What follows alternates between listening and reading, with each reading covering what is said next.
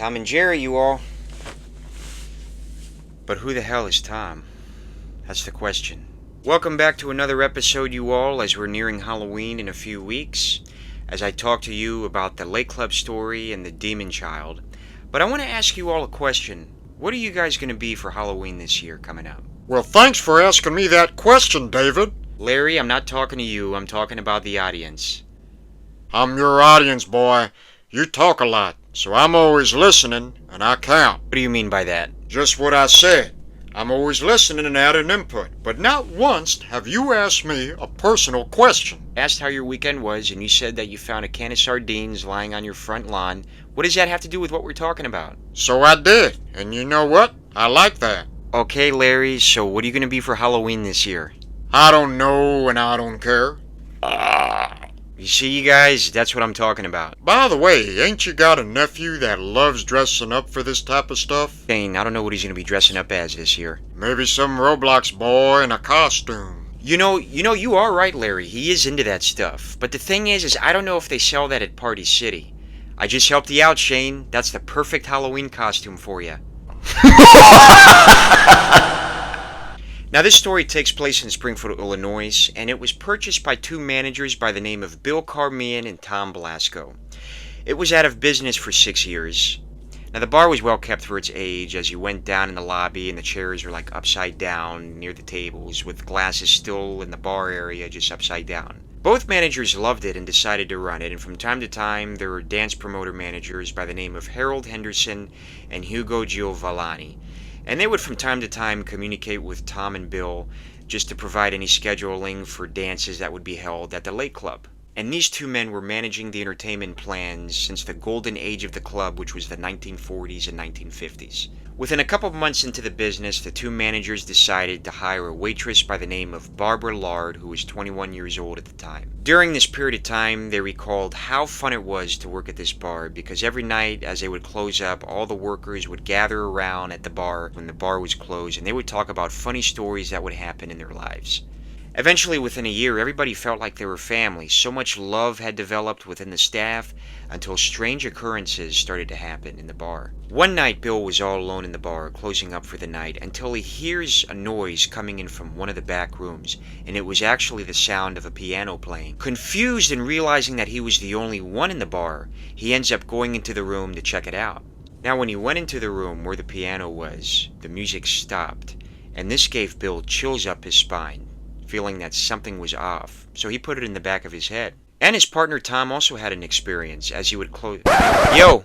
Is it Prairie Cat in there? No, the prairie cat's not in here. A couple months after that, his partner Tom also had an experience as he was closing up for the night, and all of a sudden he was engulfed by this cold breeze, like as if a freezer door had opened. Thinking it was the AC, he ends up going downstairs and checking the breaker out. So as he's going down this hallway, and as he's going into the basement and playing with the breaker, he feels a presence that's in the room. And the first thing he's thinking is, okay, it's my partner Bill checking up on me, seeing if everything is okay. When he turns around, there is absolutely nobody there. Tom got chills up his spine and immediately went back upstairs to resume the closing for the night. And Tom also had another experience as Bill asked him for a favor for him to stay over for the night, as he needed to count the receipts and the cash that had accumulated over the weekend. As he's counting the cash and the safe is open, he starts hearing laughing that's coming from outside in the hallway. And he knows that he's alone in the building again, and he knows that he's the only one in. So the first thing that he does is he goes into the safe and he grabs his little gun for protection. Next, he goes into this long dark corridor hallway, and he's by himself, and he feels a presence staring right at him, like a pressure that's in the air. All of a sudden, the feeling got so intense, and he decided to stare up back upstairs and just leave with the lights on. And the next day, and Tom didn't want to stay alone that night, so the next morning, Bill opens up the bar, and he goes back to the room where Tom was the night before, where he was counting the cash from the safe, and he notices that everything is where it still is. The cash is on the table, the safe is open. So he starts asking Tom, and he says, "What happened, Tom? Why is everything on the table with the safe open?" And Tom told him what happened, that he felt that there was somebody watching him and that he heard people talking and laughing in the hallway. And and he felt that somebody was staring at him, so he left with the lights on because he didn't want to be by himself. So Tom ended up telling his story to Bill, and Bill ended up agreeing that there was something off about the bar itself, but they had to continue their business, so they just put it in the back of their minds. Within a couple of weeks, the paranormal experiences was getting worse as customers were experiencing weird stuff in the building, like glasses flying across the room and breaking, seeing shadows and chairs moving by themselves without no apparent explanation. And these stories were widespread, so Tom and Bill did the best they can to allow the paranormal to not affect their business. And it was silly to think that these unexplained stories were getting out of hand. A couple months later, Bill had met with one of the bar managers in the lobby to explain about business ideas and improvements that would need to be made within the bar. However, as they were talking, there was a glass sharded right across from them in front of their eyes, and it broke on one of the left-hand shoulders of one of Bill's managers. And that scared the living daylights out of him, as Bill's manager had to reschedule the meeting for another time, all shook up. Barbara and another waitress at work there also had another paranormal experience. As the two women were getting ready to open up the bar in the morning hours before it was open, they all of a sudden heard the sound of a trombone playing in the background. Thinking he was one of the band members, they just assumed that it was just the band rehearsing very early before the bar opened because there was a band scheduled late that night. Later on that evening, Barbara had approached one of the lead trombone players during the night, and she complimented on how well he sounded in his band during the early morning hours as they were getting ready to open. As Barbara was getting ready to leave after the compliment, the man said, "No, we weren't there that morning." Barbara said, "No, I heard you guys play the trombone very early in the morning. You guys sounded great." The man said, "I'm telling you, we were not there this morning." The guy consistently told her and said, "No, Barbara, that was not me. My band and I members weren't even present that morning. If anything, we were out getting ready to go to work and getting something to eat. We were not there. What are you talking about?" After this, Barbara was convinced that the man was telling the truth, but this didn't really convince her that something odd was going on. But Barbara, being a very skeptical woman, still didn't believe that this was actually a ghost performing these acts until she had one of the most scariest encounters in her life. After a long day of serving the customers, Barbara ended up needing to use the restroom, so she goes up to her manager Bill, telling her where the restroom was, and he said that it was going to be in that long dark corridor hallway and the office was going to be on the left hand side. So Barbara ends up going into that long dark corridor hallway by herself in the basement, and she recalls feeling an unexplained presence that was staring right back at her, just as Tom did a couple months before when he was all alone. So Barbara goes into the office of Bill, ends up using the restroom to take a piss. When she comes back out, she notices on the left-hand side near Bill's desk that there was an image of a man's face, transparent, with snow white hair staring right back at her. Shaking and of course perplexed, the apparition warned her and told her that one of the bar owners were going to die. Barbara freaks out, goes upstairs, talks to Bill and Tim that she needed to go home early, and Bill said, "You can leave home early, but what happened?" And Barbara said, I can't tell you. So Barbara goes home, comes back the next day, tells Bill and Tom the experience, except for what the ghost had just told her. Now they were trying their best to get what the man told her, but she didn't want to tell them. It freaked them out because, again, it said one of the bar owners were going to die. So Bill and Tom were like, okay, well, we're not going to let her speak. It's her right. She's not comfortable talking about it. Who cares? 2 weeks later, after this experience, one of the bar owners, Harold Henderson, had died of a heart attack at the age of 69. Afterwards, there was a memorial service with Harold, and Bill, Tom, and Barbara paid tributes to their late bar owner of the business. And it was then that Barbara actually felt comfortable because she finally knew that when the apparition warned her that the bar owners were going to die, that it was going to be Harold. So Bill's freaked out about all this, and he ends up saying, man, I've got to do something, because what if that ghost actually caused a fatal heart attack with my fellow business friend Harold? What if I'm next? So Bill was like very shocked, and it was then that they both knew that they had to do something. They had to get rid of this entity that was haunting the bar. Bill's first instinct was to approach a friend that he knew for over 10 years, a guy that managed the lake club business, to see if he would know somebody that once operated the bar. So Bill goes in there, tells him the stories of what happened, the piano that was playing and that nobody was there, the story of Tom being by himself and hearing laughter and crying in the hallway, nobody there, and also Barbara's recent encounter with the spirit. So Bill's friend ends up telling him, well, there was a guy by the name of Albert Rudy Craner that he knew, and he was the guy that operated the bar during the heyday of the 1940s and 1950s. Rudy was said to be a very nice man, and he was well over 250 pounds. In 1968, Rudy was diagnosed with cancer, and him having enough with the foreclosures and the stomach ulcers that had altered in his stomach, he ended up taking a gun, filling it up with bullets, and shot and killed himself in the mouth. Albert Rudy Craner died the next day from his gunshot injuries in the hospital. Bill was surprised and shocked, so he ended up borrowing the pictures from his friend's photo album, and he said, "Barbara, I have pictures to show you. Now tell me, which one was the one that you saw in the basement?" So Barbara ended up selecting one of the pictures, and Barbara said, "This is the man. This is the man that I saw in the basement. This is him." Bill and Tom ended up reaching out to a classmate by the name of Father Dilly, and they both told him about the encounters that was happening at the bar. So Father Dilly was intrigued by the story, and he ended up coming down just to check the bar out. Now, when he went into the bar, it was the same thing. He went into that same long corridor hallway, and he felt that somebody was looking right at him, and there was nobody there. He asked multiple witnesses about the experience, and Father Dilly ended up saying, "Wow, I have to grab 2 friends of mine who are priests." Then he started talking to a couple witnesses that noticed strange things. Deciding what to do next, he ended up contacting 2 priests by the name of Father John and Father Gerald, and they ended up performing the ceremony, putting Rudy to rest. And it was finally over. The experiences had stopped. So there was an actual newspaper regarding this case, and that was in 1980, and as you can see, in a way, I sort of miss Rudy. We were all fond of him.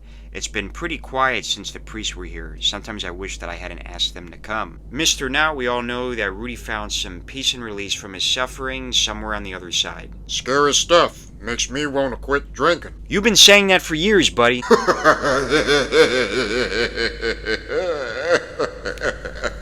Next story that I'm about to tell you. But first I want to add that this is cited from a show that I used to watch as a kid called A Haunting, and it used to scare the living crap out of me because when I was about 9 to 13 years old, sometimes I would have to sleep with my parents on certain nights after I watched it. Now there is a couple by the name of Dale and Jan, and they have a son by the name of Cody, and he's around 5 to 9 years old, and they have one daughter, and she's the sister of Cody. Her husband Dale is a contractor for the postal company, as well as Jan, who's a delivery driver.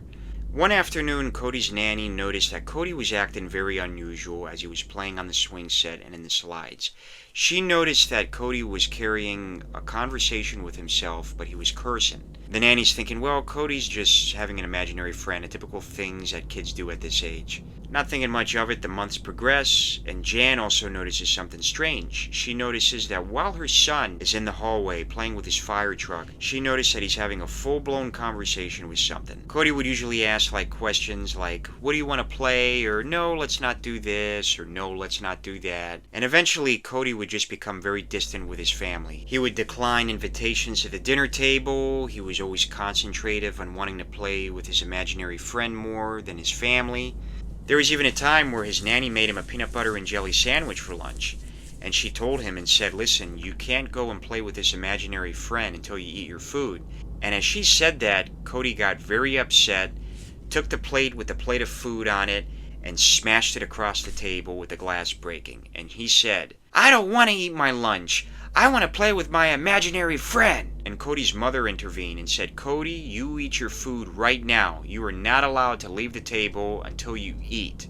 At this point, the nanny just had about enough of Cody's demeanor, so she ended up packing up her things, told his mom and said, "I've had enough. Your child needs counseling."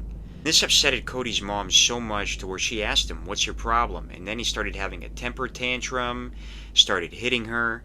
So this made Jan very interested. One day during the evening, her and her husband Dale started talking about Cody's imaginary friend. So they went into the living room, Cody doing his normal thing, playing with his fire truck and talking to this so-called imaginary friend. Jan had asked Cody, "So Cody, who is your imaginary friend? What's his name?" Cody replies, "His name is Man. He was 6 years old with brown hair and brown eyes." When his mom asked him where Man was from, Cody replied that Man lived in the park, and that he was abducted by a male stranger who raped him and abused him. It became an emotional moment for the parents, and they started to suspect that their son Cody was interacting with a child ghost. How could a child make this story up? Cody started having temper tantrums on wanting to play with his imaginary friend called Man. It became a common thing every single day. And Jan had no choice as a mom because her husband was working and she needed somebody to look after Cody. I mean, his nanny left, so her options were seized. So she ends up calling her long-distance cousin, to watch over Cody, and she has a daughter around the same age as Cody. Eventually, Jan's cousin agrees, and she ends up driving Cody to her cousin's house, dropping him off. And she told her cousin, listen, if anything goes sour, call me. So Jan left and ended up going to work, when during the evening hours of her job, she gets a phone call from her cousin to call her ASAP. Jan answers the phone, and her cousin's crying on the phone, saying, you need to pick up your son is creeping me and my daughter out. And Jan says, I'll be right over there. Now I want you to check this quick video clip out. This is a scene from a haunting that narrates this scene. At first she thought that he was changing his voice, but she noticed that this was a deeper voice.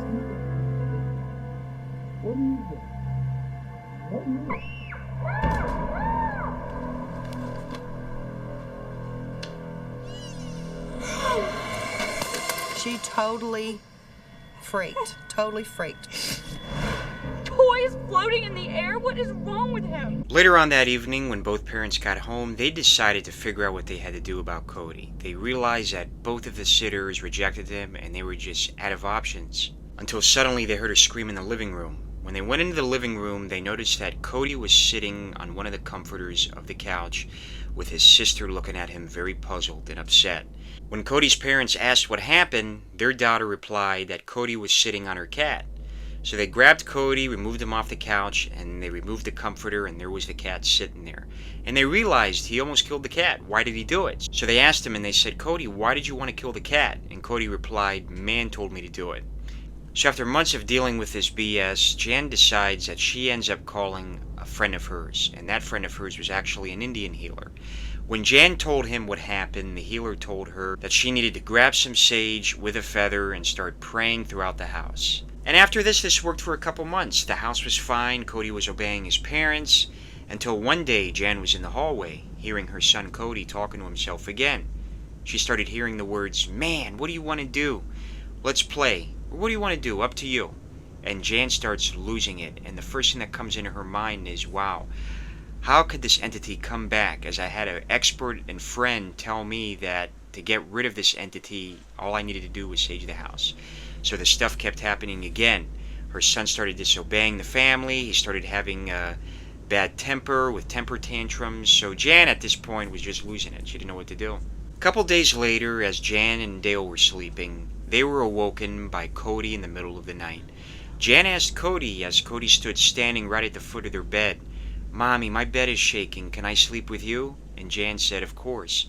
So Jan gave Cody a big hug and started caressing him back to sleep and waited for him to get to sleep. As Cody was sleeping, Jan started asking herself, I gotta put myself in my son's shoes.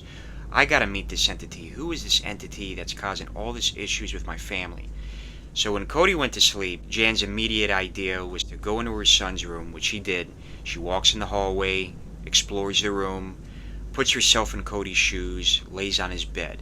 As she's laying on his bed, she sees at the foot of the hallway where the doorway was to her bedroom, a boy. Thinking it was Cody, she says, Cody, come over here real quick. Let me give you a big hug. So she starts hugging her son, apologizing for the whole demeanor that she's been acting towards her son and that everything's going to be okay, until suddenly this entity that she's hugging, the silhouette of what she thought was Cody, starts growing.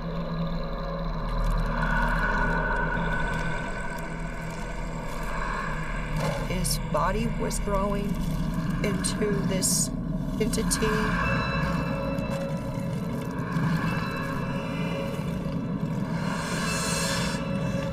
He started laughing very demonically.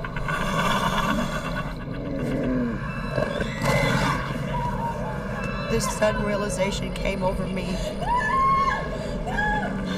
This was man.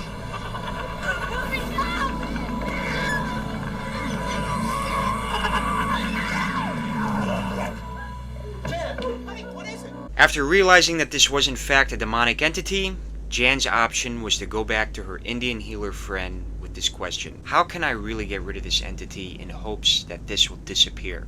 The Indian healer said, well, you can try one thing and it's a strong thing. Do the same thing that you did before, except make it more deep. Get olive oil and put it around the perimeter of your front lawn, the backyard, and also inside the house. and also get the feather and the sage and say the prayer and do the whole exact house from head to toe. So Jan did this, and as she was doing this, she felt as if something was watching her, but there was nothing there. And finally, once this was all done, she finally got rid of the entity. The entity was no more, and she got her family back and her son back. But in the back of her mind to this day, Jan always wonders that man could come back into the picture and ruin her family again. After this rigorous prayer and healing, the entity was gone. Jan ended up getting her family and son back. To this day, Jan recalls the story and realizes that this was the most extraordinary nightmare that she had. Jan to this day always remembers that this was a horrible experience. However, she always has in the back of her mind that this entity could come back again and destroy her family. What did you think about that story, Larry? Did you fall asleep, bro? Everything okay? What? You fell asleep, bro. Never mind. Anyway, Yeah. It was nice. Yeah.